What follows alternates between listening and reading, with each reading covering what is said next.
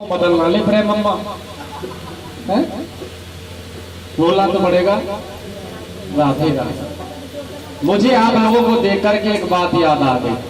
वैसे मैं सोच रहा था कि ये कथा मैं अपने घर पर कर रहा हूं तो केवल कथा करूं, लेकिन थोड़ा बोलने पर मजबूर हो गया, बोलना पड़ेगा। एक बार एक जाट एक पंडित जी के पास पहुंचे और पंडित जी से कहा, पंडित जी मुझे कथा करानी है। पंडित जी ने कहा कि देखो जाट देवता, कथा कराने में धन खर्च होता है। जाट देवता ने कहा कि पंडित जी कथा 5 रुपए में कथा नहीं, कथल्ली है। और बेचारा पंडित जी जाट देवता बड़ा बोला, उसको ये नहीं पता कि कथा कैसी होती है और कथल्ली कैसी होती है। जाट देवता ने कहा कि पंडित जी अब की बार मेरे यहाँ कथल्ली कर दो, फिर कभी समय आएगा तो मैं कथा भी करा लूंगा। पंडित जी ने विचार किया कि चलो थाली बैठे नौनके में हाथ, कहा कि अपनी जाटनी से कहना कि गाय के गोबर का चौका लगाए, आटे की पंजीरी बनाओ और मैं तुम्हारे घर पे आ रहा हूं। अब बेचारा देवता अपनी जाटनी के पास पहुंचा और जाटनी से कहा कि आज हमारी होगी, लेकिन जाटनी भी बड़ी बोली, उसको नहीं पता था कैसी होती है और कथल्ली कैसी होती है। बड़ी प्रसन्न हुई, गाय के गोबर का चौका लगाया, आटे की पंजीरी बनाई। इतनी देर में पंडित जी पहुंचे तो जाट देवता ने पंडित जी के बैठने के लिए आसन दिया। पंडित जी ने सालग्राम भगवान को चौकी पर विराजमान किया और जाट देवता सामने आकर के बैठ गए। पंडित जी ने कहा कि जैसा मैं बोलता हूँ ऐसा ही तुम्हें बोलना है। पंडित जी का मतलब था कि मैं कहूँ वस्त्रम समर्पयामि तो मेरे साथ वस्त्रम समर्पयामि बोलना, मैं कहूँ फलम समर्पयामि तो मेरे साथ फलम समर्पण बोलना, मैं कहूँ दक्षिणाम समर्पयामि तो मेरे तरह दक्षिणाम समर्पयामि बोलना।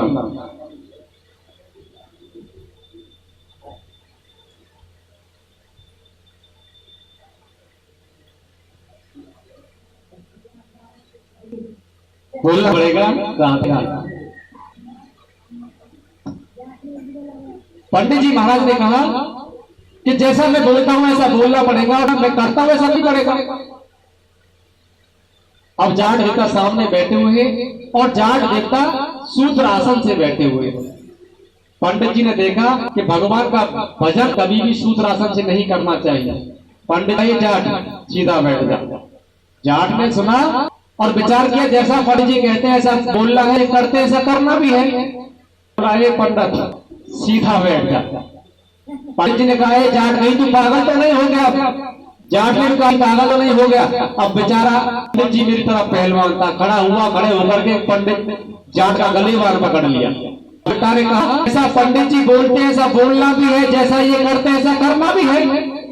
जाट भी खड़ा हुआ, खड़े होकर के पंडित जी की गलेवार पकड़ ली और दोनों में पटका पछारी होने लगी। अब बेचारी जाट चुपचाप खड़े होकर के देख रही है, कथा ऐसी होगी। कभी पंडित जी नीचे, कभी जाट देवता नीचे, कभी पंडित जी नीचे, कभी जाट देवता नीचे, और बेचारी जाट चुपटे होकर के देख रही है। और दो लड़ते हुए चौका लगाता उससे बाहर निकलने लगे तो जानी के मन में विचार आया कि दोनों ये चौके से बाहर चले गए, कथल्ली खंडित ना हो जाए। दोनों पैर पकड़े बीच चौके में ला करके छोड़ दिया। अब दोनों पंडित जी नीचे, देवता नीचे। पंडित थोड़े कमजोर थे, पंडित जी ने कहा चल छोड़। जाट ने भी कहा चल छोड़। दोनों के कपड़े फटे। पंडित का ला 5 रुपया हो गई, कथल्ली पंजीरी को बंटवा दे।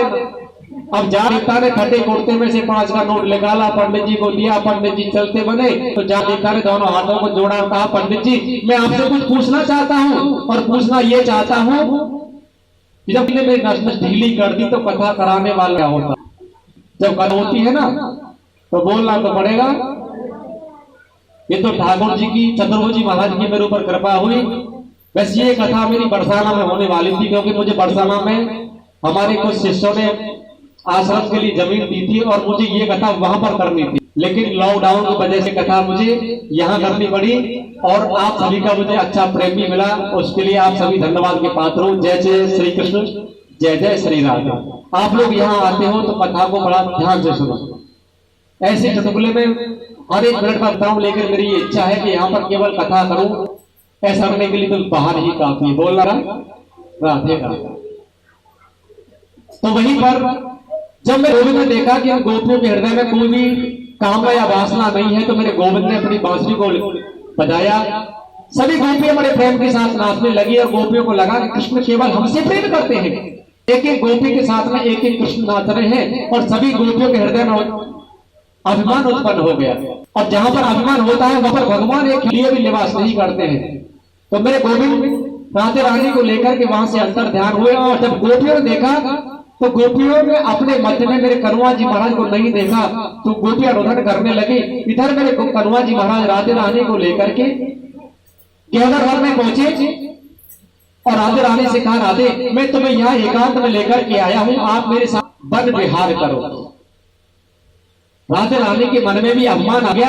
राधे रानी को लगा कि कृष्ण केवल मुझे प्रेम करते हैं तभी तो मुझे यहाँ में लेकर आया। गोविंद कहने लगे कि जिस अभिमान को मैं पीछे छोड़ के आया वही अभिमान राधे रानी के साथ यहाँ पर आ गया।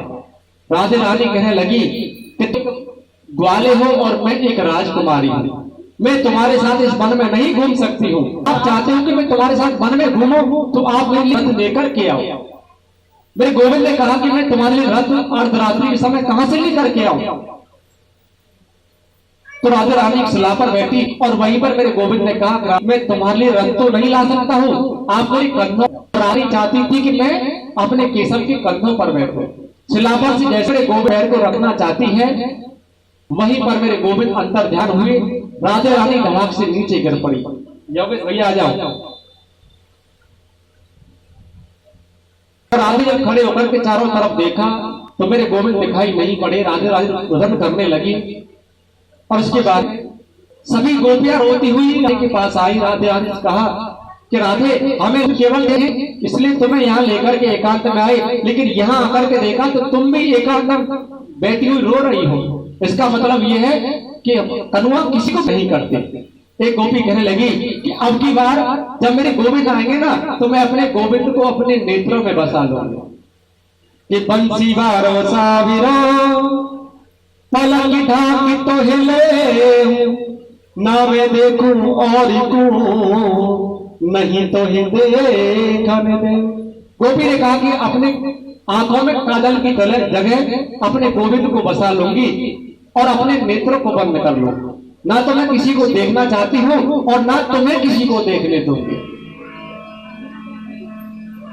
और वहीं पर गोपियां बड़े भाव से गोपी गीत गाती हैं। एक दो श्लोक कि जय तो तेरी कलम जन्म नाम जा शतरा